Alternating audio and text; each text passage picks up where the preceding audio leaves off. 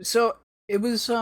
Give me 1 second to look this up because I wanted to make sure I'm saying the right thing. Yeah, Shane's got something on his mind. Am I correct in thinking that Josh Hawley posted his address? He did. on the internet. Fact. He did. And 3 days ago. It's still up. Dude, what's funny too is that he's posting. I guess I don't even know what the full story is. It's something about he posted like some court documentation about supposedly like the Antifa that attacked him in his home or something like that. Yeah. But like in the documents that he published, it shows one that the charges were dismissed against that person on the 16th of August, and two, it has his full home address on there where the incident happened. And you would think, I mean, just if he's piss poor OPSEC, if he's really concerned about Antifa, right, or people harassing him, yeah, it's been up for 3 days, man. Yeah, that's good stuff. We won't say the address, but it has been up for 3 days. You could easily find it, assuming it will still be up there. Yeah. I want to see how much this house goes for. Let's look on Zillow.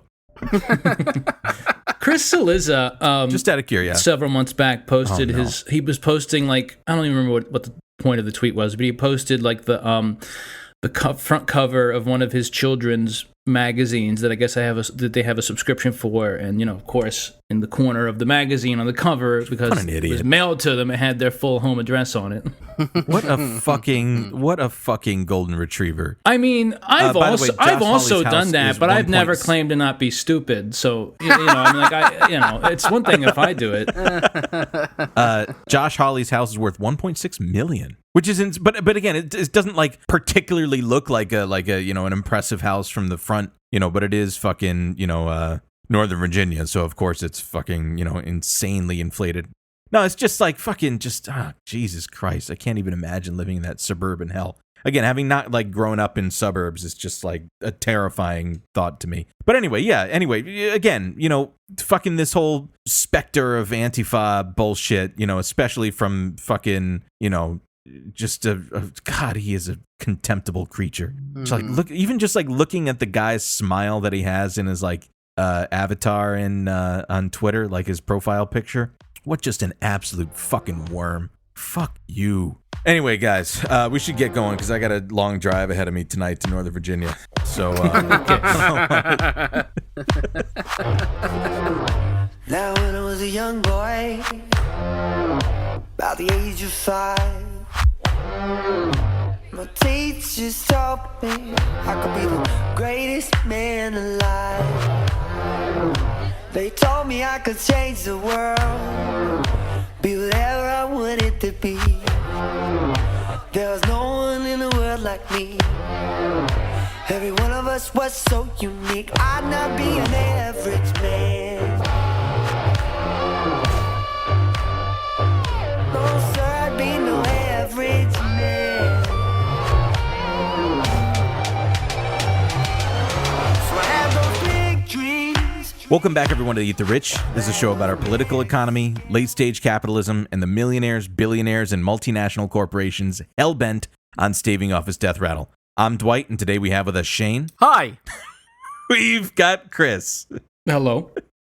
Shane, what do we got? Yeah, so today we're going to talk about this guy, William Regnery II, who you may have encountered or heard of before, and if you had, you're probably in a similar situation as me, where I really just heard out about him because he died about a month back. And, there were a lot of like kind of recaps and discussions about his life and his legacy. Essentially a withering, aging, old millionaire Nazi who bankrolled much of the contemporary extreme right, and is just one of many, I would say, who are kind of responsible for this legacy that we're continuing to deal with as a society. And I think this is an interesting guy to talk about for a number of reasons, as sort of like a focal point for talking about this in general. And one of the main ones is that, when the Trump movement started, there was this kind of continual outroar from a lot of the centrist and liberal press, and to a weird extent, you'd think after 5-6 years now of like living with this as a reality, as like a real political force in this country, there that it would be gone, but to a large extent it hasn't, right? Like there's still this weird sense that like this is an aberration, this came out of nowhere, right? How did suddenly racism leap into the mainstream? And the reality is that, like, I mean, first of all, obviously the country is very deeply racist. It is to its core, and it has been since its founding. But in particular, when you're talking about like an explicit extremist faction, right, that seeks to undermine whatever the social fabric and institute some kind of like Nazi program or whatever, that too is not like a mere aberration. That is a deliberate plan by a number of people, and in this case, what we're talking about is like, where does the money come from? How do these foundations and things, get off their feet? How do they get sustained? How do people get publishing like racist pseudoscience and stuff? And again, there's a number of people and a number of organizations to look at, but this particular guy, William Regnery II, and I would argue maybe also his entire like family, kind of leading up to it, is like has been a fixture in American politics now. But yeah, this guy is a real sicko. He's a real weird old freak, and now he's dead. And I think it would be interesting to get into it a little bit and talk about how he comes from money, where that comes from, and what he's done with it. So Dwight, maybe you can kick us off and talk a little bit about his background. Yeah, happy to.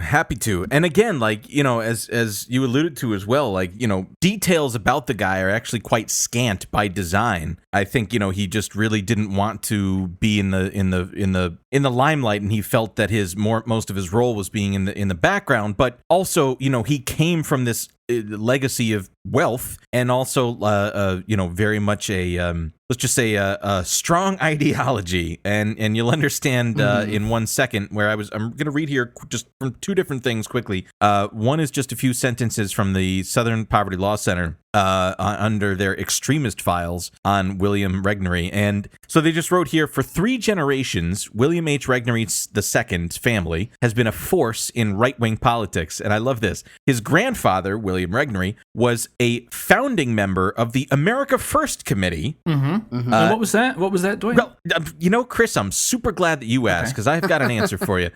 Dedicated to maintaining American neutrality towards Nazi Germany. I'm not a history buff, but at that kind of time in the early 20th century, it was definitely a strong thing to put your foot down about. Well, luckily, that's such a tarnished reputation for that slogan. That nobody would ever use the America First. Exactly. Again, especially to resurrect it at a time where fascism and strong men across the world are taking power and et cetera, et cetera. Doesn't seem suspicious to me at all. It continues here. It says his cousin Al Regnery is a former president of Regnery Publishing, as well as a former official in the United States Department of Justice under Ronald Reagan, which I'm sure that was fine.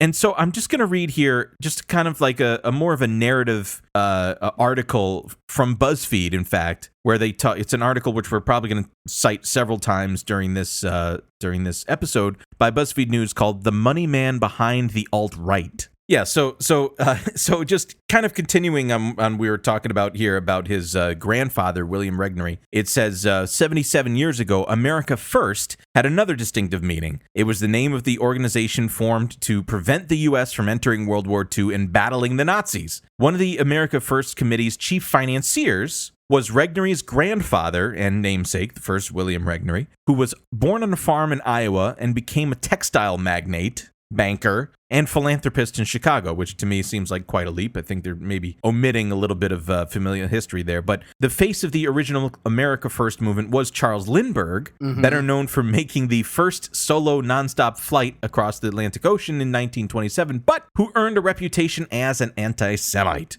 Our bond with Europe is a bond of race and not of political ideology, he said in a 1941 address. Very interesting that was 1941. It says here, there are no published writings by the elder William Regnery and little record to know why he financed the America First Committee. I'm just going to guess because he's a raging fucking racist. But Bill Regnery, who we're talking about here, is short for William, who was born in February 1941, said he has little memory of his grandfather. But Spencer, when they're talking about Richard Spencer, noted fucking racist and neo-Nazi, told BuzzFeed News that the America First Committee is absolutely an intellectual and political forebear to today's alt-right. We'll leave that for now. Really quick, ahead, too, Shane. just about the America First Committee. JFK and Gerald Ford, who were both later American presidents, gave them money. Fucking amazing, man. Just a little fun Fucking fact amazing. there. Just great. Isn't that just great? So I found this to be valuable here, where they explain here. After the war, in 1947, Bill's uncle Henry launched what would become one of the longest-lasting and most influential conservative publishing houses in the country, Regnery Publishing, which went on to publish William F. Buckley and other pillars of the modern conservative movement. Oh, yes. And I have to read this one paragraph here, not just to explain, more of the background of it, but also to like make a point. It says here, his uncle also published Human Events magazine, a journal that soon became one of the standard bearers for American conservatism. It says parenthetically here, it still exists online, where it provides a platform to the likes of the conservative provocateur Ann Coulter and the commentator and politician Pat Buchanan. Back then... Anyone want to guess? Here, I'll maybe leave this one as... I'll leave the reveal for later, but let me get some guesses on the books here. Who is their current senior editor? Ooh... All right, we're gonna reveal it later. Why don't we we'll do more guesses when we get to we'll leave point. that one hanging because because I've got some thoughts. One, but okay. Benny Johnson. I wish, man. That's like even better, but yeah, close. It's not Harlan Hill, is it? Okay, we got our guesses locked in. All right. Yeah, there it is. Back then, it promoted ideas such as what Negroes and other low-income groups in the big cities require is work, not more abstract, quote, civil rights. Yikes. And that was in a 1965 essay arguing against raising the minimum wage to $1.75 per hour from $1 per hour. So again, it was against raising the minimum wage to $1.75 from $1. I should mention that accounting for inflation, $1 per hour, again, which they wanted to keep, is the equivalent in 2021 of $8.75 an hour, a whopping $1 more than our current minimum wage, federal minimum wage, which is pretty awesome, guys. That's progress. That's progress, right? I mean, here we are 50 years later. No. How many years later than 70? 1965? 60? Oh, 60? Fuck. 65? 60 years later. And our minimum wage, comparatively adjusting for cost of living, is actually lower. Pretty awesome. Anyway, reading on here, it says a 1964 article about colonialism argued that, quote, the average African republic is about as well prepared for popular self-government as any kindergarten. It was titled, White Man Come Back. Yikes. Bill was weaned on this worldview. His father subscribed on his behalf to Human Events so he could read it at boarding school. Can you imagine that shit? So continuing here, I love this. He was Regnery went on to study political science at the University of Pennsylvania, where he joined a conservative students group called the Intercollegiate Studies Institute, sometimes known as ISI. And on its website, implying that it still exists, ISI says it was, quote, was there when the American conservative movement started 60 years ago, which is just funny to me, but, whatever you want to frame it. He was an impassioned conservative on campus. He was also clearly wealthy, one former friend remembers, and lived in his own large house in the Philly suburbs. He started a conservative... Can you fucking imagine that just for a second? I mean, I know it's an Ivy League university, so you have to imagine that kids, come from enormous wealth that are there or whatever. But can you imagine even just sequestering yourself from doing fucking, I don't know what the 1960s equivalent of keg stands were, shotgunning beers or whatever. Maybe it was just driving drunk and, swallowing goldfish, flagpole sitting. I don't know. Yes. I mean, it's a good observation, because I think what this sets the tone for, right, is that even though he's the heir to this fortune, he comes out of this very moneyed, well-connected family. He ostracizes himself like continually over and over again, because like if you were like you were saying, right, like if you were going to an Ivy League and you were coming from that money at that time, you would be like hobnobbing it with the other sons of whatever, like horrible American dynasties to secure later positions in business. But instead he lives alone in a house and does like race science. Exactly. Like he's the fucking weird kid. Yeah. That's just like I will get my revenge on the usurpers. Yeah. All these psychos and sycophants that don't know what real friendship is. Yeah. I'm nearly actually directly quoting somebody that I grew up with. He would be like, if he was like a young man nowadays, he would be like friend posting like Pepe memes and stuff. Yeah, exactly. Yes. Exactly. Instead of again having the money to probably go to like frat parties or be in a frat and do all of that whatever ridiculous kind of uber rich bonding shit that goes on in those circles. Instead of that, he would be like, he'd be online, he'd be like on the chans, just like fucking hoarding all this money and wealth and not even taking advantage of that position in any way. Yeah, he would have been like sitting posting on fucking R incel and shit like yeah. That's he would be in that thing, and unfortunately he had a lot of means, so well, here we are. Anyway, so it says fucking weirdo. He started a conservative student magazine called Analysis. Despite his, Facts and Logic magazine. Fucking idiot, man. What a fucking weirdo. It says, despite his wealth, however, Regnery never finished college. He said he was still a couple credits short of a degree, which, again, like, is what I would say, too. Like, if I fucking was just like, I can't fucking handle this. None of the people that I invited came over to my party. And I was sitting there humiliated, surrounded by beers and Prosecco. One reason he didn't graduate, he told BuzzFeed News, I don't know who he is. I think they're talking about maybe Richard Spencer. I don't think that Regnery talked to. Anyway, whatever. No, he did.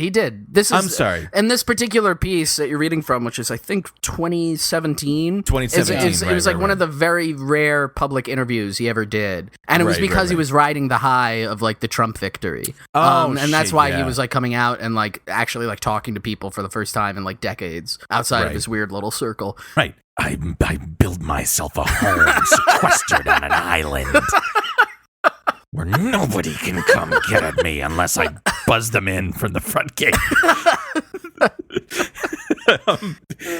One reason he didn't graduate, he told BuzzFeed News, was politics. He became impressed with the conservative icon of the moment, Barry Goldwater, the Republican senator from Arizona who memorably voted against the Civil Rights Act. I should mention too, like, I'm pretty sure John McCain, another, Republican senator from Arizona, voted against the creation of Martin Luther King Jr. Day as a federal holiday. Just wanted to throw that out there, but okay. Yeah, I mean, the very quick history re Goldwater, and it is relevant and it's important, not just in the context of like Regnery, but like this whole generation of American conservatism, because like Goldwater is seen as this like, just as an amazing intellectual force by like a huge number of people on the right. He's often claimed, Roger Stone. Exactly. Roger Stone also says this, that like he read the Conscious, like what was Barry Goldwater's book called, like the Conservative Conscious or something like that. Like he read that as a child, and that was his like eye-opening moment. Interestingly, another Democratic presidential candidate in recent years was a fan of Goldwater in their youth. Care to make a guess? I am gonna care to guess.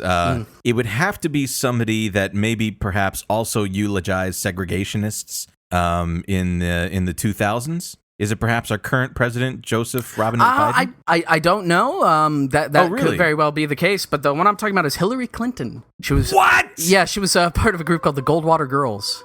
Fuck off, dude! When she was a kid, and that came up in the 2016 primary. Oh, she's the worst. Anyway, sorry. Oh God. All right, I'm gonna fucking shrug that one off for a second. Anyway, so he's saying here, he was like, yeah, I didn't finish school because I really like Barry Gold. Imagine not getting a degree for Barry Goldwater, or any senator for that matter. Anyway, his most memorable effort, he claimed, was a convoluted scheme called Operation Dewdrop, intended to suppress Democratic voters in Philadelphia. This is so weird. At the time, he explained, the theory was that Democrats voted less in the rain. I don't know why that would be different for Democrats versus anybody else, but okay, whatever. So on election day, he said he tried to seed rain clouds by using dry ice and a twin-engine airplane. It didn't rain, he recalled, but he burned his fingers from the dry ice canisters, a detail that helps add a ring of authenticity. Obviously, Goldwater lost to Lyndon Johnson. So anyway, going now into his short-lived business ventures here. His grandfather's business was built up in Illinois, and that's where Regnery later returned for decades and raised a family. Bill Regnery seems to have inherited little of his family's business acumen, to say the least. His cousin Fred Myers told BuzzFeed News that Regnery ran the family textile business and nearly ruined it. A court noted that the business was losing money when Regnery was in charge. He had no idea how to run a business and drove it into a very dire situation, Myers recalled. I was put in as president, Myers said, and the thing improved rapidly, and we sold it 5 years later. He was maybe a little bit bitter, even though it made a lot of money. Alfred Regnery, the son of Henry Regnery, the famous publisher, confirmed that his cousin was ill-suited for a career in business, and as he says, quote, that was the consensus for the family. I love when he said, Regnery here said that the company was already losing money when he had stepped. When I got there, the thing was already losing money. It wasn't me that did anything with my bad business acumen. That was a slander from my own family stabbing me in the back. I assume this is what he sounds like. And he ran it only for 15 months. It got, quote, back in the black within half a year after he left, he said. Success he and a manager he hired, Jim McCrary, attributed to measures taken under Regnery's leadership. Myers, Regnery said, had an axe to grind because he lost a lawsuit Regnery and other family members brought against him. I like he says here, it says, Regnery had a few public accomplishments and published no writings, BuzzFeed News could discover, and gave few hints about his support of white nationalism. Asked what he did during this period, he replied via email, the next 30 years were devoted to business and family. I never looked back. And so here's where it kind of like takes a turn. So I'll end my portion here. But my God, again, I think we're not, being too hyperbolic when we read into this. But like the guy reads as a loser. Like the guy reads as like he wasn't particularly well liked. He was sequestered. He was self-sequestered off. And, he definitely, was enshrouded in the bitterness that kind of would, explain in portion definitely an affinity to the kind of far right hatred that definitely takes the lens off of yourself and puts it on other people. Anyway, so Chris, I believe you have a few things to talk about with the Regnery publishing there. I do. Yeah, I have a bit more about Regnery publishing. I also have a bit more about Human Events, because when I read about that one as well, I just couldn't help but look a little bit further into that one. So yeah, Human Events and Regnery Publishing were both founded by William Regnery II's uncle, Henry Regnery. He founded Human Events in 1944 and Regnery Publishing in 1947. Human Events, by the way, does still exist. It does still exist in digital form. A few things here about them. Here's kind of what they were focused on a bit in the 80s here. It says, in July 1985, Human Events gave qualified support to apartheid South Africa, describing the country as, quote, a pro-Western bulwark that provides more in the way of freedom and wealth to its blacks than the vast majority of black African states. Whoa. Human Events also described Nelson Mandela as the main obstacle to peace in South Africa. Quote, while President Botha is moving at a fast and furious pace to end the apartheid system, Mandela remains as adamant a revolutionary as ever. He's still a Marxist, still a man of violence, still a supporter of the communist-run ANC. Wow. Wow. And speaking of that, during the 80s, here's a little bit more about one of their biggest fans in the 80s. Human Events was former U.S. President Ronald Reagan's, quote, favorite reading for years. Writes, No. Yeah, of course. Writes biographer Richard Reeves, a loyal subscriber since 1961. Reagan said it, quote, helped me to stop being a liberal Democrat, calling it must-reading for conservatives who want to know what is really going on in Washington, D.C. Reagan contributed some articles to Human Events in the 1970s. Jesus Christ. Oh, by the way, their current editor-in-chief is Jack Posobiec. No. Yeah, as of recently, as of May of this year, they also Jesus here. Christ. I kind of was tickled by this as well. They have, I guess they ceased doing this when they switched from like print to digital in 2013, but from 1998 through 2013, they did the Conservative of the Year award. Some highlights: 1998, Ken Starr. 1999, Ronald Reagan.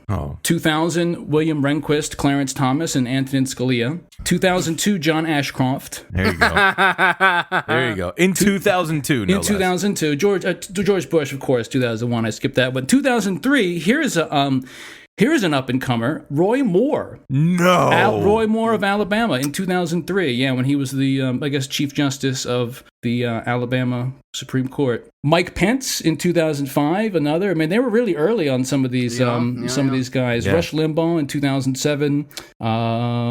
Dick Cheney in 2009. In 2009. Dick Cheney. Yeah. Scott Walker in 2012. Daryl Issa in 2013. Yeah. But yeah, as far as Regnery goes, the publishing house that shares William Regnery II's name, and who he not a single one of us could find the first detail about his time at the helm of the publishing company. I think it was in like 1980.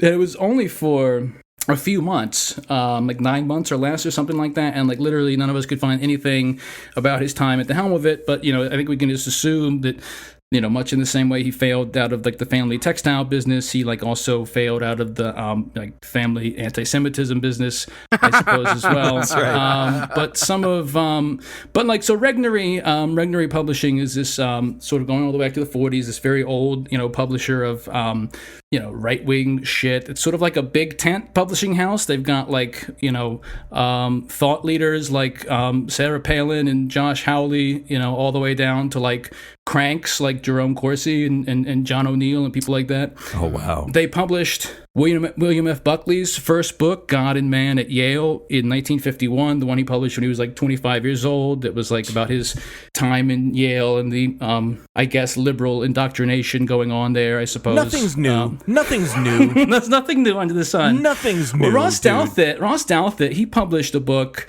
I can't remember the name of it, but he published a book very much like this. It was like very much in the mold of William F. Buckley's book. They also published during the 1950s. They published Ezra Pound's books, the poet. Ezra Pound, and this is the 1950s, by the way. This is Ezra Pound, who went like full fucking Nazi during World War II and like lived in Italy and like hosted an explicitly pro-fascist radio program in Italy during the 1940s. They also, in the 1950s, published 2 books by Robert Welch. The first was called May God Forgive Us, A Short History of the Communist Takeover of China. Like a very sort of like McCarthy era type book where he's like accusing elements within the like liberal foreign policy sphere of like secretly working against the United States. Yeah, that was a big conspiracy back then. The whole idea was that like the U.S. had lost China as if they ever possessed it. Not like explicitly the other way around. Yeah. They also published Welch's second book in 1954, which was a biography of John Birch that would lay the groundwork for the John Birch Society that Robert Welch himself would found a few years later in 1958. So they published like the John Birch Society foundational texts. A few more of their greatest hits here. In 1996, they published a book called Unlimited Access, an FBI agent inside the Clinton White House, which, among other things, accused Hillary Clinton of hanging crack pipes from the White House Christmas tree. I believe it. I believe it. And yeah, but they always make these people so much cooler than they are, than they really are with their hatred of them. Let's smoke crack. I feel great. All right. What a terrible smear. So like stupid. like a Come baby on. would think of that. It's so childish. Fucking grow up. There's like real things to smear her about, and that like there's like, oh, did she put crack? What a fucking idiot. Unless she was like, I saw in a gas station once you can get these little roses you can buy for like $1 and can get a few of those. Then I might believe it. To the listener, look it up. I don't know. Yeah, or DM me. I can tell you all about it. They also publish. Here's a good one, Shane. Here's one for you. They published in 2004 a book called Dereliction of Duty: Eyewitness Account of How Bill Clinton Compromised America's National Security. Oh, yep. Written by Robert Buzz Patterson. That's right. Buzz Lightyear. Friend of the show. Yeah, friend of the show. Who I regret that I like DM'd him some shit and he blocked me like immediately as soon as I found out who he was. And I wish I hadn't done that. I wish that I could enjoy his posts. But yeah, he was the one who was like a White House military aide who carried the nuclear football, named after the character from Toy Story, Buzz Lightyear. Named after the character. That's right. Yeah. They also have a whole. I was looking over their website and like some of the other more current books that they published. They have a whole series of books called the within this type of formatting, the politically incorrect guide to blank. One of them, the one I'm looking at here, is called the politically incorrect guide to the Civil War, which, among other things, according to their own website here, seems to say that if the Civil War had never happened, the Confederacy would have peacefully come around to abolishing slavery just a few years after that, and that if the Americans might have won World War I sooner if we hadn't killed off all the people who might be generals from the Confederacy from that age, who would have been young men or whatever during the Civil War. So wow. Big reach, man. Absurd. Wow. I mean, you could say anything hypothetically might have happened. That's like a Marvel's What If. Yeah. It's like that level of a stretch. Yeah. Some of their current, looking at their website here, some of their current offerings, some of their new releases here. We have I Can't Breathe: How a Racial Hoax is Killing America by David Horowitz. No. Jesus Christ. Understanding and Loving Your Child with ADHD. Okay. Okay. What else did they have? Debunking the 1619 Project. Yikes. Obviously the same kind of. Just you get the picture. an industry based on grievance. Yeah. Absolutely. It's really funny too, because one of the other books they publish, and one of the other books they published was Unfit for Command: The Swift Boat Veterans book, way. the book that John O'Neill and Jerome Corsi wrote back in 2004 to But it's funny. Speaking of, I was thinking about that when I read, because I didn't realize that they published that. But it got me thinking about John O'Neill and what his entire career, his entire existence has been based on grievance. Basically, he was all the way back.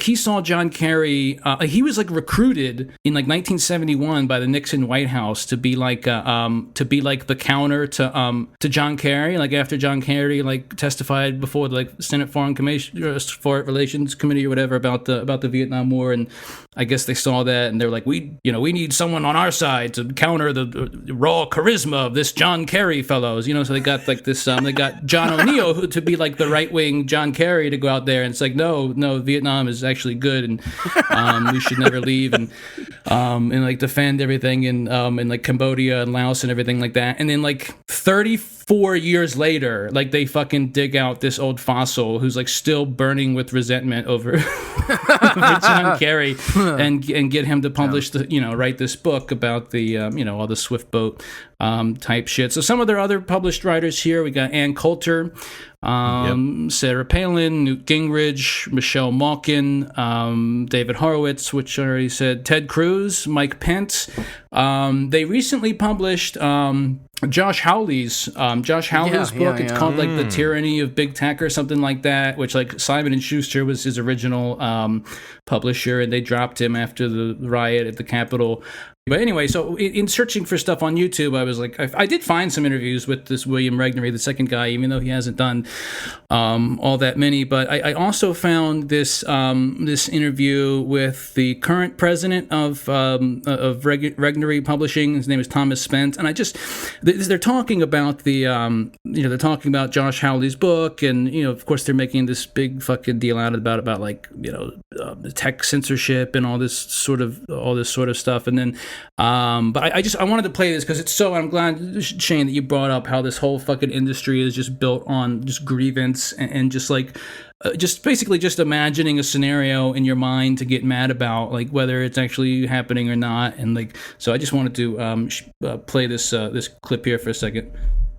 A lot of people in the conservative publishing community, which is a small community, but there are some notable people in it, are starting to get nervous and starting to notice things, particularly after this weekend. When Amazon shut down Parler by cutting off its web hosting services, it did not take a fevered imagination to realize that they could also, if they wanted to, stop selling our books. They could ban Senator Hawley's book.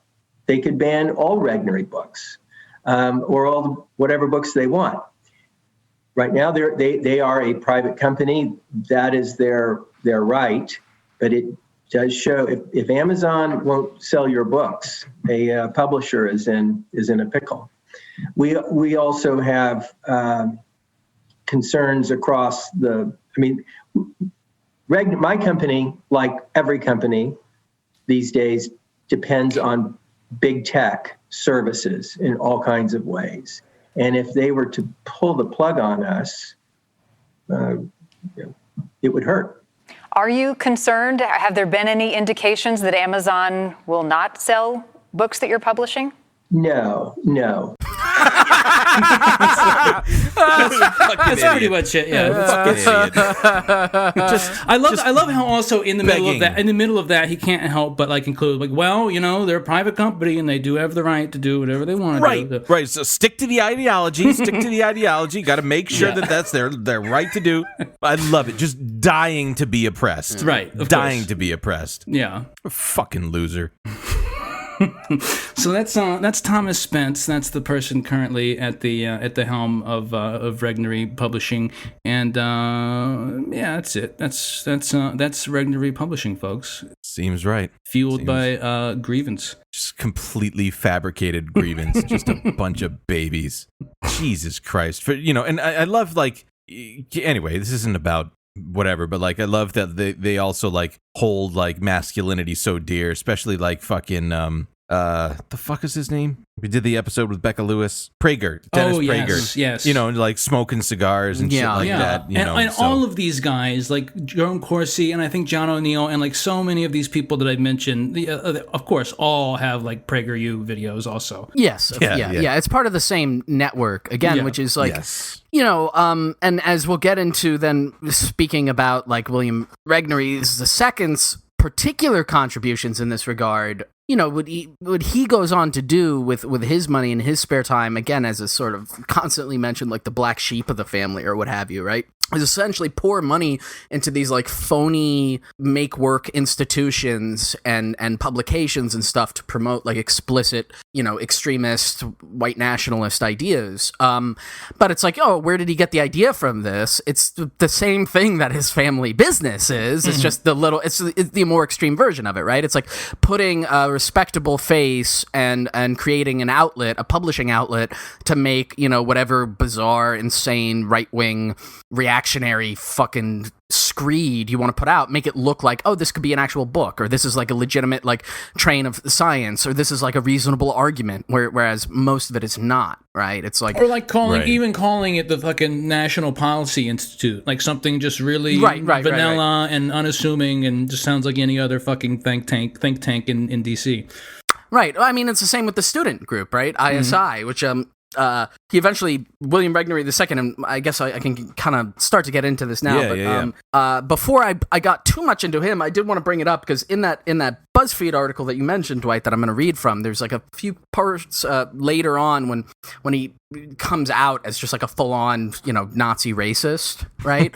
as if he hadn't been making that like public for his entire life. But there's a certain point in the 2000s after he starts founding stuff like the National Policy Institute and Charles Martel Society, where like he starts getting booted from all the other quote unquote respectable members of or respectable associations that his family has, and he eventually got kicked off of the board of ISI. And in that article, there's a quote from his cousin Alfred, who talks about like how like like how unpleasant it was to have like a out and out racist as a member of the family and a member on this board. And I figured it would be worth mentioning Alfred in a little bit of detail before getting into William again, because Alfred was also, he was part of the family business. He was the president at Regnery Publishing from 1986 to 2003. And prior to that, he was in the Justice Department under Reagan, because he was a lawyer, and he had served in a bunch of different capacities in there. But again, sort of this idea that he was like a respectable conservative, right? Like he was working in the White House, but it also shows how like well connected this whole family was. Just reading quickly from Wikipedia here, here's an interesting thing. This is again about the cousin Alfred. In 1976, Regnery ran for district attorney in Madison, Wisconsin. During that campaign, his wife reported several threatening phone calls. Regnery publicized allegations to the police that his wife had been injured and forced to have sexual acts with men who had broken into their home. During investigation, police found no evidence to substantiate the claims and allegedly discovered a stash of pornography in the Regnery home. Oh boy. Something very strange going on there, making up these claims in order to support his political campaign. And then later on in life, this guy, he was a publisher of the American Spectator. And he also, in 1995, he co-founded the Law Enforcement Legal Defense Fund. And then became a chairman of its board in 2014, and there are a host of other Reaganites and well-connected Republicans and stuff on the board of that. So this is like those are like the sides of the family that are like feel like, okay, William is the black sheep, right? This is like the milieu that he's coming out of, which is like the ultimate like rich, well-connected like servants of the right-wing political project in the United States in the latter half of the 20th century. And William himself is just so like, I guess, such a loser on his own that he alienates himself from even like participating in that, and instead goes off the deep end. So let's get into what he got up to and why we're really talking about him today. Okay, so to pick back up with William Regnery II, I'm going to go back to that BuzzFeed article/interview thing that Dwight, you were reading from earlier from 2017 by Aaron Roston and Joel Anderson, which, covers his kind of biography, and so it'll be useful as a frame as we go throughout, and I'll kind of jump in and out of it to bring up some of the pieces that are mentioned in this article. So kind of picking up almost exactly where you dropped off in his life, right? After like being in essentially a failure of the family business for many decades and raising a family and everything, something changes for him at a certain point. So reading from the article here, In 1993, in a hotel conference room in downtown Chicago, he watched a speech in which the Nobel Prize-winning economist Milton Friedman declared that the West had won the Cold War. "We have won. The West has prevailed," Regnery recalled the speaker saying. Such confidence seemed false, he said, and sparked in him a surge of outrage. "I looked around and said, I've got to leave this building," he recalled. "I just said, this is wrong, that's wrong." It was that experience, he said, that set him on the course of a total racial segregation. Asked repeatedly how that seemingly ordinary speech could affect him so deeply, Regnery finally wrote in an email, quote, "Against this jubilant optimism, I saw nascent political correctness stifling debate, unrestricted immigration changing the demographics of the country, affirmative action penalizing whites, and open housing curtailing freedom of association," end quote. The change didn't come all at once. During the Clinton years, "I marinated," he said, but he increasingly saw the conservative heritage of his uncle and of authors like William Buckley as a betrayal. They had accommodated political correctness and embraced things such as free markets, military intervention overseas, and support for Israel. So, as he approached 60 years old, having made little mark upon the world, he started collecting people, as he put it, of like mind. That line is so fucking sad. Like, you're 60 and you've basically done nothing, especially with all like the wealth and privilege and shit. Right, yeah. And to be clear, like when we say failure, right, we're talking about like in that kind of sense of prestige. Like he was rich. He was a multimillionaire. He had a family. You know, he had probably a very nice house, you know, a lot of gadgets. And you know, that's retirement age, right? Yes. That's when you're looking at like, okay, how am I going to spend my golden years? And literally with all the wealth and privilege that was afforded him by all of the things that he's fucking mad about, right? What does he decide to do? So, and as he puts it, he starts collecting people, which again speaks to this like weird, I don't know, like fucking, like you were putting Dwight, the voice you were doing was perfect, but just, I'm going to collect all the people together, you know, like. It's only because of all of these usurpers and people around me holding me back. Right. So, again, going to the article here. He called up Jared Taylor, founder of the American Renaissance magazine, which regularly publishes stories about black and immigrant crime, and once argued that black people are, quote, more psychopathic than whites. Taylor had already convened conferences of other white nationalists. Yeah, I mean, again, at this point, we're getting deep into white nationalist territory, and there's going to be just like a lot of ideas. And you know, in reading this, there was like a lot of this material I read, and I was trying to evaluate going through like, what am I going to repeat and what not? Just because a lot of this is just like Nazi propaganda stuff. So bear that in mind as we go through. And there are a few points even in this article I was like, you could have given that a little bit more like explanation, right? You could have given that a little bit more context. But in any case, Jared Taylor had already convened conferences of other white nationalists. Regnery headed down to Kentucky to see him. He sought out Sam Francis, a one-time Washington Times columnist who went on to become chairman of an anti-immigration organization, and Sam Dixon, the Atlanta-based attorney who made his name defending members of the Ku Klux Klan. He invited them and roughly 10 others in December 1999 to a lavish Gatsby-era Florida resort, the Don Cesar, better known as the Pink Palace for its rose-colored towers and archways.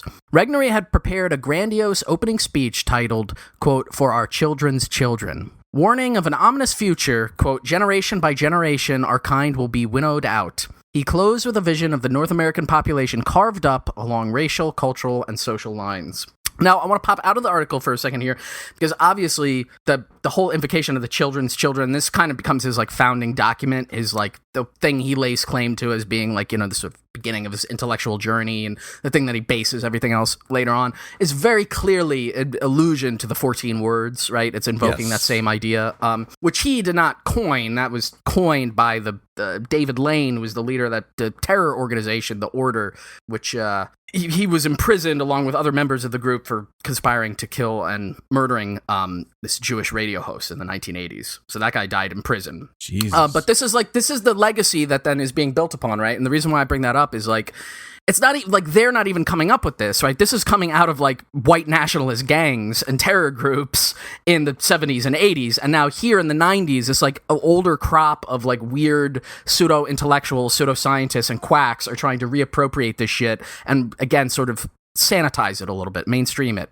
So he He led the way, playing a crucial role in the 2001 launch of the Charles Martel Society, which describes itself as the intellectual home of Western nationalism. Of course, Charles Martel is the Frankish general, fought the Umayyad Caliphate in France in the 700s. He was the grandfather of Charlemagne. It's like, this is like a figure that comes up a lot in like white nationalist stuff, right? Because he he was a white man who stood up to the Muslim invaders of Europe. Like, that's the framing of it. So that's what he's naming, this is like the defense of Western civilization. Going back to the article, Regnery never had formal criteria for which groups the organization should fund, he said. He simply knows what he likes. Regnery himself signed the Charles Martel Society's initial tax form and entirely covered the first year's budget of $48,000. People affiliated with the Charles Martel Society instantly clam up about it when asked.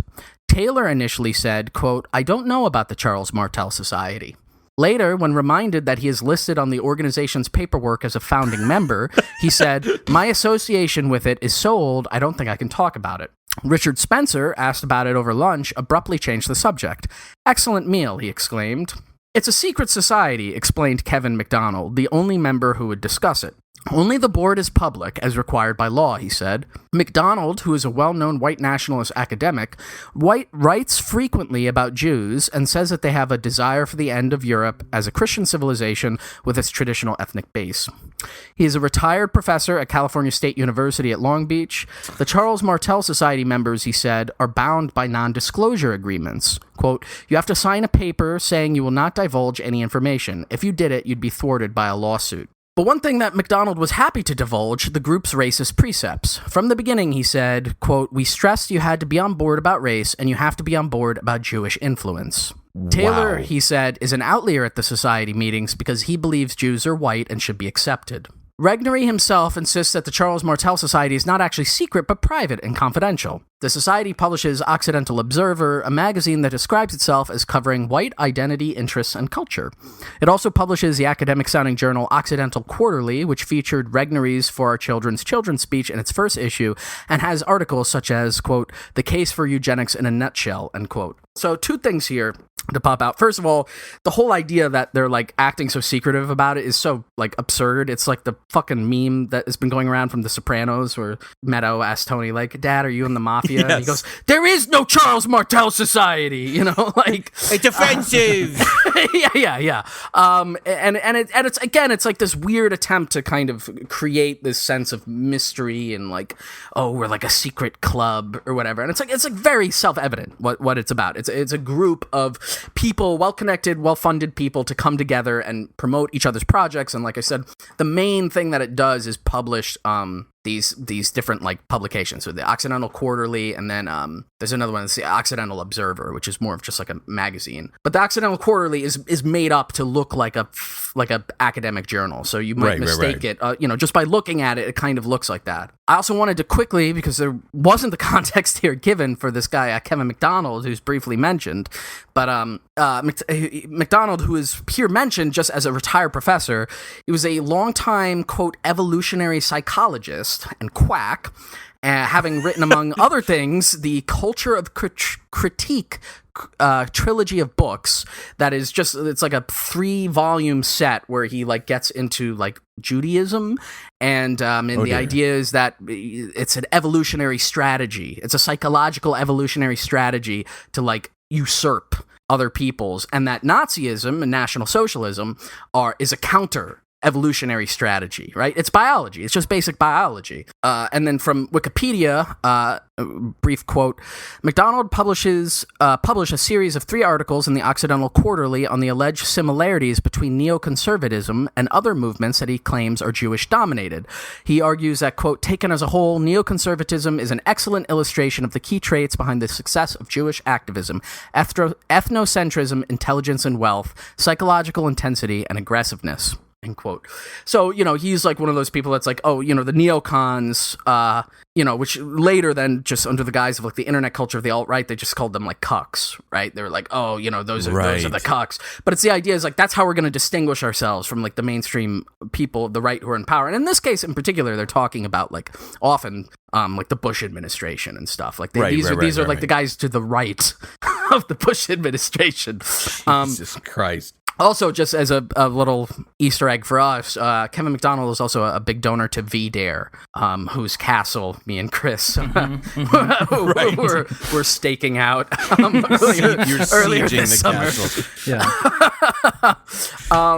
Let's see. I have a bunch here from the SPLC about the Charles Martel Society. I kind of covered this. Again, there's a lot more details about all the various people who have written for it. It's a lot of, if you study or look at, like, again, sort of pseudoscience, white nationalist writers and stuff, it's just like a laundry list of those guys. McDonald got some like $10,000 award from them. It's a way for them to all these guys pool their money. And in particular, William Regnery II has spent a lot on this. And so after a few years of publishing this stuff under the Charles Martel Society, in 2005, created a separate organization, but intimately linked, as a think tank, which is the National Policy Institute. And so reading just one brief sentence here from the article, NPI started with $596,000, according to its initial tax filings, $380,000 of which came from the Charles Martel Society. Regnery told BuzzFeed News that about half the money for NPI came from him, and that the rest came from matching grants. His very first press release in December 2005 was a call for the deportation of all illegal immigrants. Now, note, I looked into this. Another big source of funds for them was this place called the Pioneer Fund.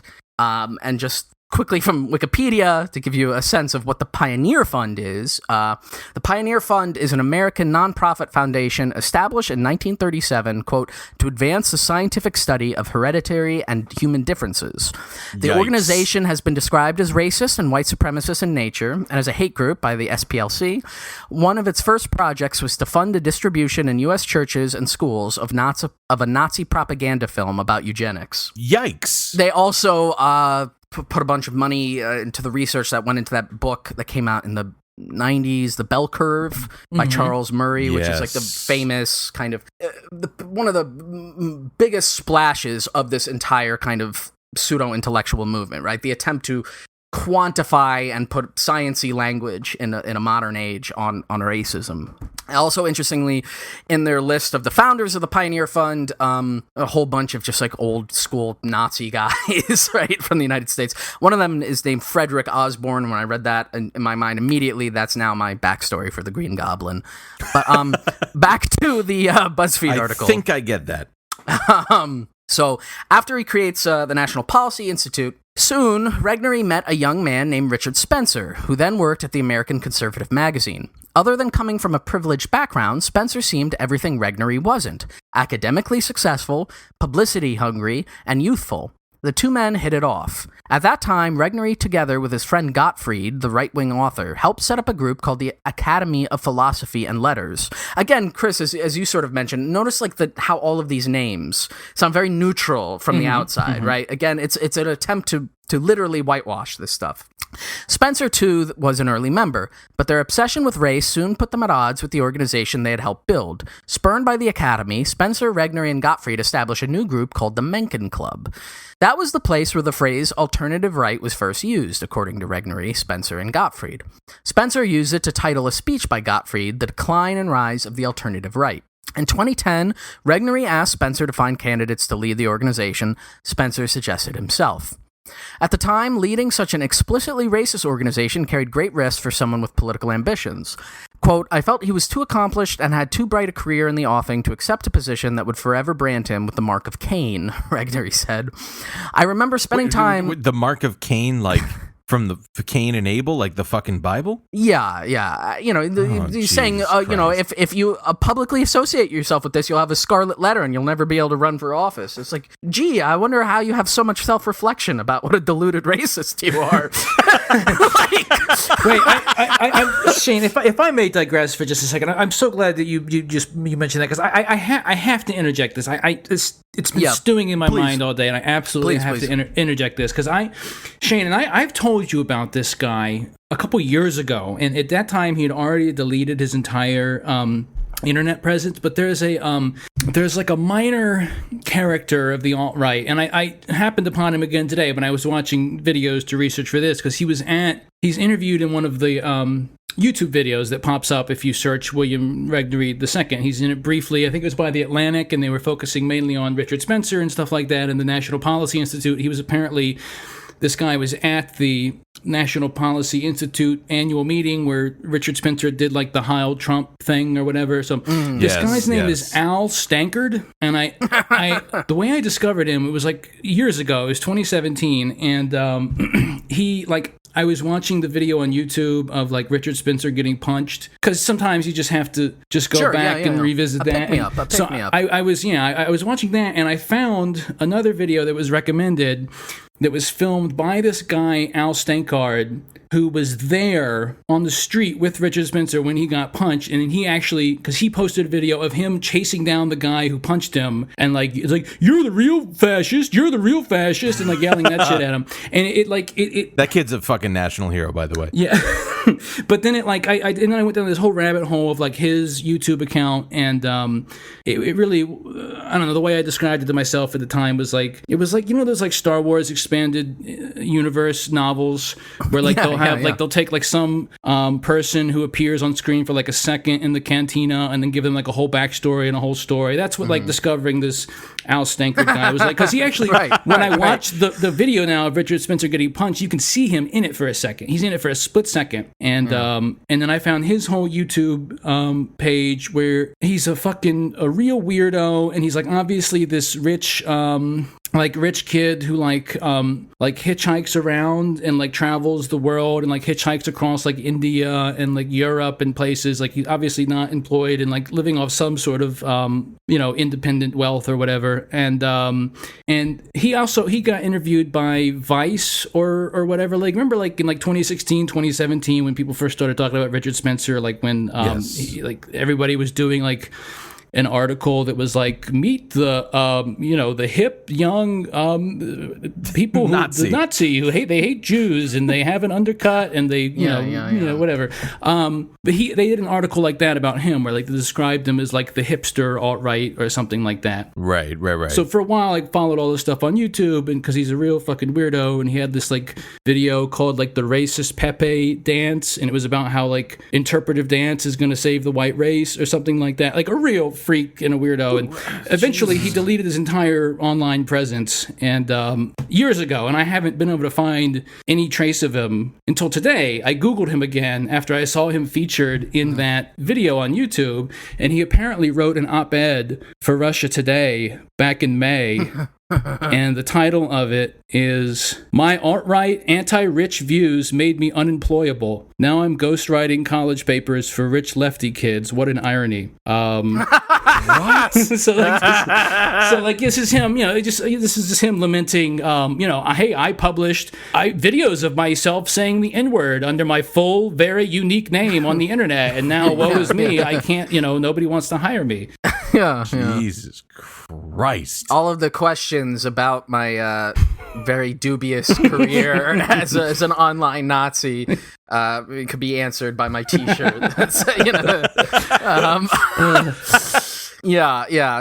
So that is the exact kind of framing that it's being put here, and that was what Regnery was worried about with Richard Spencer. Like, oh God, if we brandish him like this, then we'll never be able to go any farther with him. And ultimately, like, obviously Spencer takes the job, and the difference between the guy you just brought up and Spencer, right, is Spencer happened to meet a rich guy.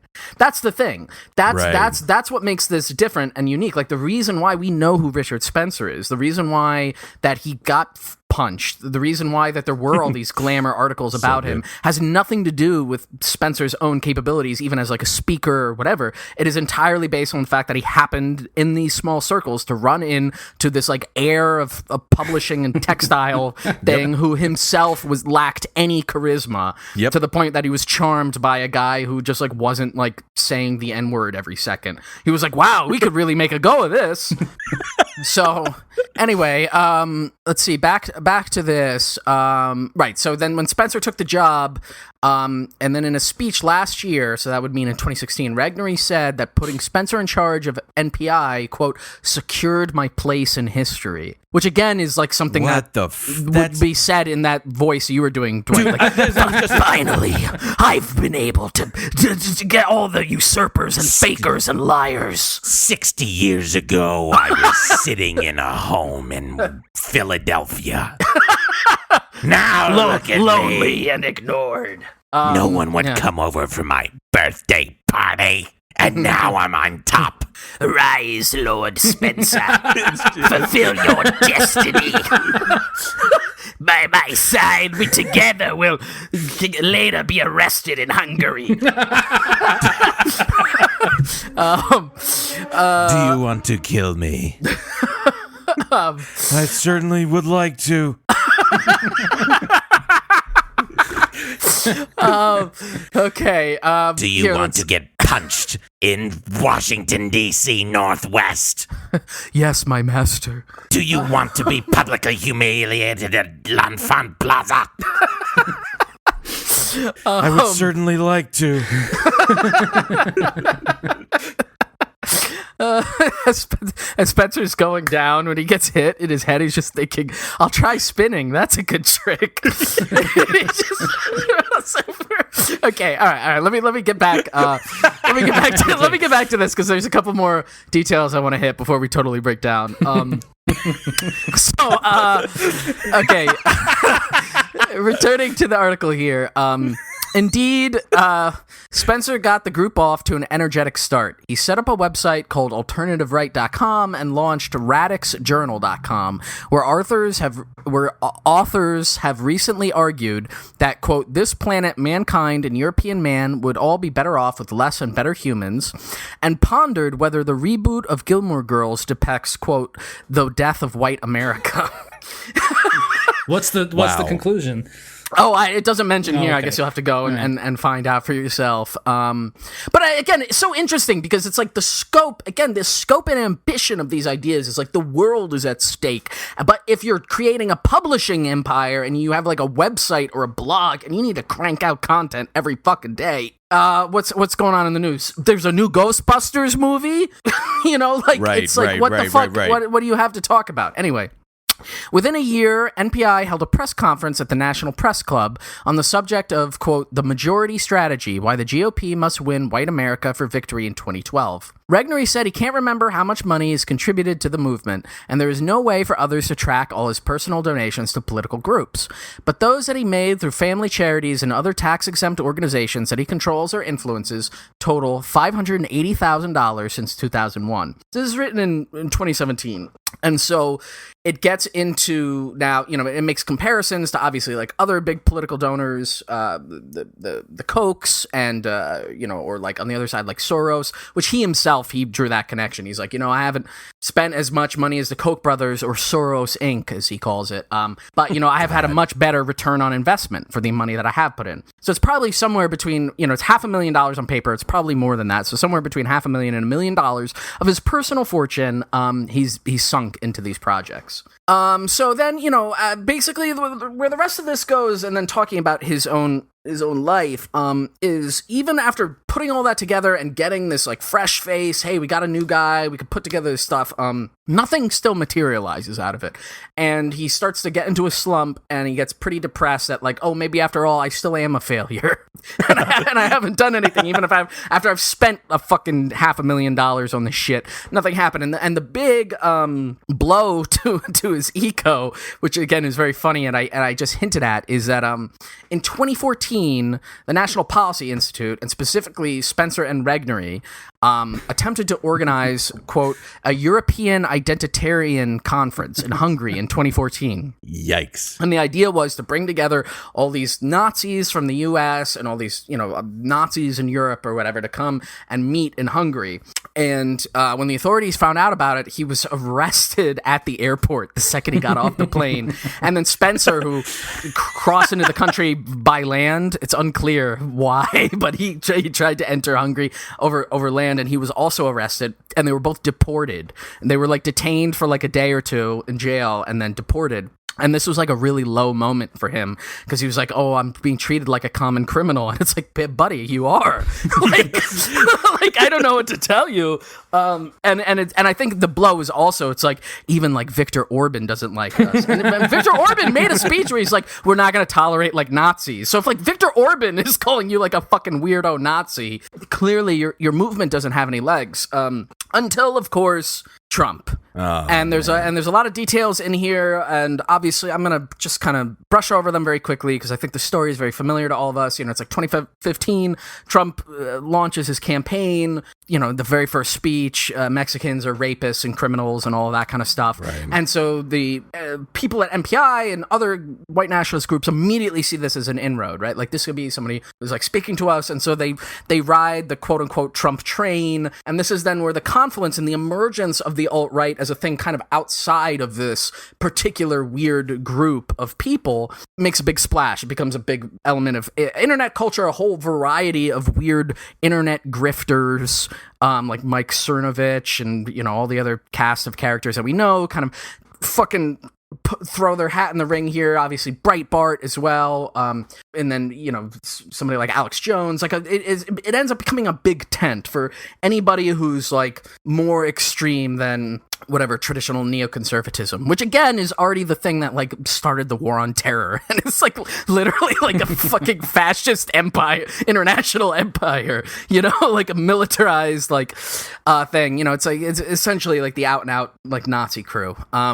And you know, that they ride their crest. And just to wrap us up here, because that's sort of where the article then ends, because this was written in the summer of 2017, and interestingly, it was published right before the Unite the Right rally, which is sort of the high watermark of this particular moment and movement. And so I'm going to read from the SPLC biography that I think, Dwight, you may have read a bit from. Yeah. A profile of him, and just the last few paragraphs kind of sum up the remainder of his life very nicely. So, reading from that, in 2017, members of the alt-right believed their political future to be bright. They successfully garnered a massive amount of press coverage. A man they considered a fellow traveler was in the White House, and a deep institutional infrastructure that could propel their movement was already in place, thanks in enormous part to Regnery. But their coalition began to break down after the deadly Charlottesville, Virginia Unite the Right rally in August. The rally, which brought together hundreds of white power activists, was organized in part by Spencer. It ended with James Alex Fields Jr., a 22-year-old white supremacist from Ohio, murdering anti-racist activist Heather Heyer when he drove his car through a crowd of counter-protesters. In the wake of the rally, the alt-right coalition quickly descended into infighting over political strategy. Spencer continued an ill-conceived college speaking tour, which drew massive protests, created exorbitant security costs for universities, and brought violence. After Spencer spoke at the University of Florida in October 2017, 3 of his supporters were arrested for attempted murder for shooting at counter-protesters. After an appearance at Michigan State, where Spencer was barely audible over the heckling crowd and supporters clashed with protesters outside the venue, Spencer ended his tour, declaring, quote, "Antifa is winning." Lawyers with the nonprofit Integrity First for America named Spencer in a civil suit on behalf of the people injured at the Unite the Right rally. His lawyer withdrew from the case in June 2020, stating that Spencer owed him a significant amount of money and was being uncooperative. Spencer, who once inspired confidence in Regnery, eventually drove NPI into disarray. Evan McLaren, a longtime Spencer ally, resigned as NPI's executive director in 2018 and was never replaced. By early 2020, the IRS listed the organization's tax-exempt status as revoked. Court filings sent to the organization's address were returned as undeliverable. So their offices were just shuttered. Then, in May 2021, a judge ordered NPI to pay $2.4 million to an Ohio man injured at the Unite the Right rally for his physical and emotional suffering. While Spencer continues to operate Radix and Washington Summit Publishers, NPI's website is no longer active. Regnery died July 2nd, 2021. He was 80 years old. So that was his legacy. After all of that, you know, putting it together and thinking like, hey, maybe this is we're on the upswing now. You know, all of the things that are mentioned here, like we've got the attention we want, we've got like a momentum or whatever. It all just quickly falls apart. His little like darling boy that he appointed runs the fucking thing totally into the ground. They're suddenly liable, and I was reading elsewhere that $2.4 million price tag, like nobody knows who's going to pay it, because at when that was announced, you know, Regnery, he died of cancer. Yes. And he had been sick with cancer for a long time. Clearly, just like in the last couple of years, just totally fell apart personally. He's probably stopped writing those checks, not even out of like, having a change of heart or whatever, but simply because, he was like too sick. He was busy with his own medical bills. And it wasn't like he was like a bottomless pit of money either. He was only, but he was a multimillionaire, right? So, that amount of money that he gave over that 10-year period was a substantial portion of his fortune that he had inherited, essentially.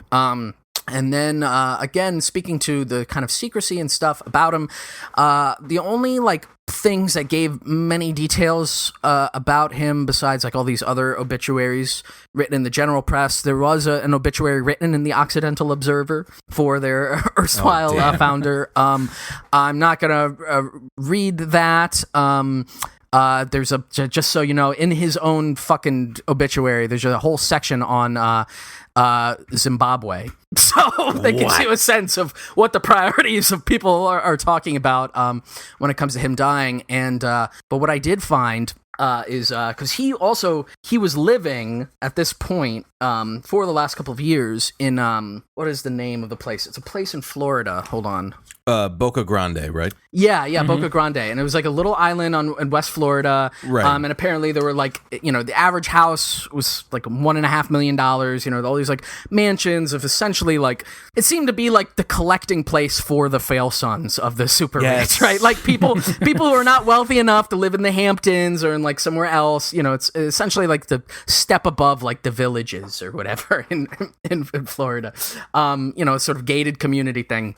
I found in the Boca Beacon, there was an obituary on July 16th that said, I guess right before he died, he converted to Catholicism. So he died a Catholic. I guess he was really scared to confront the great beyond.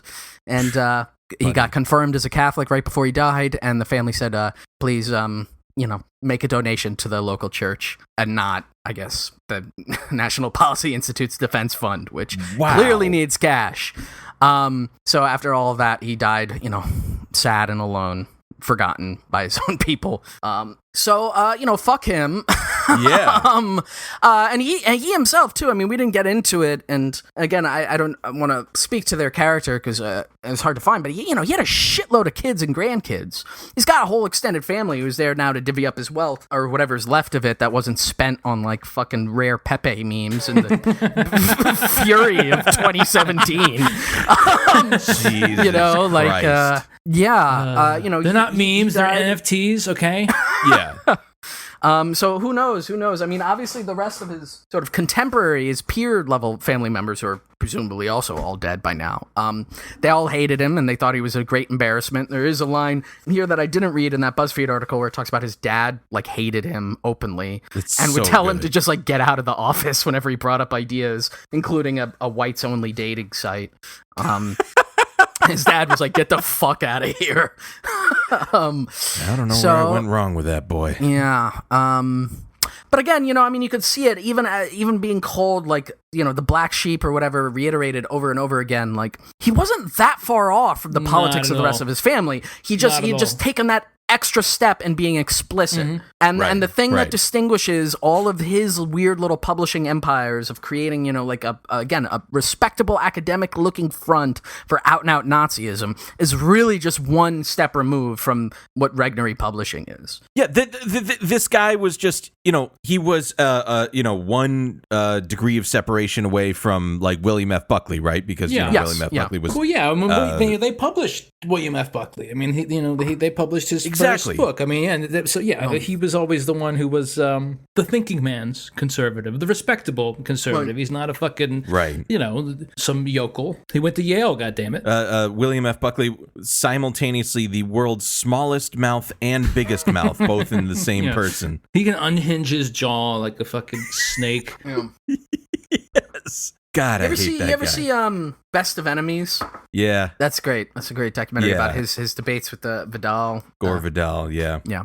But yeah, I mean, in terms of legacy, right, there's the immediate way and the way that he's been covered in a lot of these kind of mainstream obits, right, is again, sort of the framing of he died having laid the seeds for this, but now, that movement and the things that he put his money to collapsed. And while that's true in terms of the explicit things of like, the National Policy Institute he set up is almost certainly just going to be defunct and collapse. Who knows about the Charles Martel Society, if they're still going to have their secret little clubhouse meetings or whatever. Right. But the thing that he's the part of the larger project of is not going away. It didn't go away with with Trump losing the election, right? Like, it's very much he is one of many like direct contributors to the rise in like incredibly extremist viewpoints on the right being normalized and mainstreamed, and the political violence that ensues. That is part of that project. I mean, one of the things that is brought up in a number of the pieces and things I read about them is that all these guys that put on this like pseudoscientific, like nice friendly front about white nationalist ideas, they always talk about like the idea of creating an ethno-state or like, little cordoned off like segregated communities or whatever. And when asked like, how do you get there, right? I think Richard Spencer once very like cheekily said like peaceful ethnic cleansing. And it's like, no, what you're talking about is genocide. That's what you want to do. That's like explicitly what the project is. But I'm going to talk around it. I'm not going to say like we should do that necessarily. Although again, then even when they're riding their high at the Trump victory, he's like Sig Heiling. Or he made the connection too during that speech. He said, the lying fake news media, or if you should say it in the original German, Lügenpresse. Yeah. Which was a Nazi propaganda line. The lying press, right? Like, it's an explicit like connection to that. And while certain figures may be on the out, or certain labels or whatever, don't sustain themselves, the movement itself is very much alive thanks to the help of like rich aging fail sons like this guy. Yes. That's what his legacy is. I have to say, just like almost like on an emotional level, like I very much recall feeling in 2017, both with Trump, but also like, like you were talking about, Shane, like the larger kind of neo-Nazi and broadly fascist trends that were emboldening themselves, and especially like with the Unite the Right rally too. Like, I remember feeling, for a lot of personal reasons, just like super fucking terrified and anxious. And I was, like, what's the contingency plan? Like, are we gonna fucking end up in camps? Like, how bad is this gonna get? And especially with like seeing, the likes of Richard Spencer, where like with these kind of like pseudo intellectual, bullshit kind of like buttoned up fascism, where it's normalized, and especially like in the fucking, whatever you'd call the corporate media, the liberal media, whatever, like just sanitizing him and making him be like, hey, this guy's got a cool haircut, hey, he's actually presentable, this is the kind of guy that I might see in a bar on a Friday night or something like that. I'd write an article about him. That's interesting. Not me. I might see him in a bar, and if I do, I know what to do. But it's like, the point is that they I just remember the feeling of like terror. Like this is happening, and it has slowed for a lot of reasons. But like, I think about like the Tree of Life synagogue shooting, or like some of the shootings that happened in Texas. Those explicitly like white nationalist. Like, what about the fucking like insane plot to kidnap Governor? What was her name for the governor of Michigan? Gretchen Whitmer. Gretchen. Yeah, and I'm just like, again, like all these emboldened kind of like terror cells that were ready. They're just like, yeah. I get this. And again, like the fact that a lot of this, emboldening of explicitly white nationalist rhetoric is coming from a fucking fail-son, nobody guy that happens to have like a few $1,000,000 just shows to you like how much of a return on investment that they can get with like a regular, like with like a relatively ragtag sort of team of like really nobodies, really losers. Yeah. And how quickly like, there any little bit of resistance, whether that be from, a fist or whatever, they fall apart and crumble. But if nobody makes that, takes that step to push them so that they do fall apart and crumble, like how powerful they seem at the time. And that is a terrifying fucking feeling. And I remember that very, very explicitly, especially, in that rise in 2017. And I mean, again, too, with the Trump being the kind of like focal avatar that movement was able to gather around, right? Like, it shows that, because Trump, like, fundamentally, aside from being like personally racist and kind of like a, you know, just like a man who gravitates towards like cruelty. Like he doesn't have any political project. He doesn't give a shit, right? Which is why he also then buckled immediately to the right-wing establishment, and they realized like, oh, if we can do that, if he'll do that, then sure, we'll use these